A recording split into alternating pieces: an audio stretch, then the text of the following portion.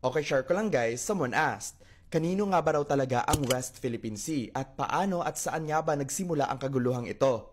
Let me explain something. First of all, i-differentiate muna natin ang West Philippine Sea at South China Sea. Ang West Philippine Sea ay bahagi ng internationally known na South China Sea na malapit at nasa teritoryo ng Pilipinas. Samantala, ang South China Sea naman ay yung mas malaking parte or kabuuang parte ng dagat na ito. Ito ay nasasaklawan ng iba't ibang bansang nakapalibot dito. Actually, ang dagat na ito ay naging sentro ng kalakalan ng iba't ibang Southeast Asian empires and kingdoms noong unang panahon. Hanggang from 1895 to 1945, iba't ibang bansa katulad na lang ng France, Spain, at Japan ang nangangkin ng iba't ibang mga isla sa dagat na ito katulad na lang ng Hainan, Pratas at Spratlys. Matapos ang World War II nang makamit ng Pilipinas ang kalayaan mula sa United States, dito nagsimulang mag-assert ang Pilipinas ng claim sa parte ng dagat na ito. Pero noong 1947, iginiit ng China ang teritoryo sa nasabing dagat. Ayon sa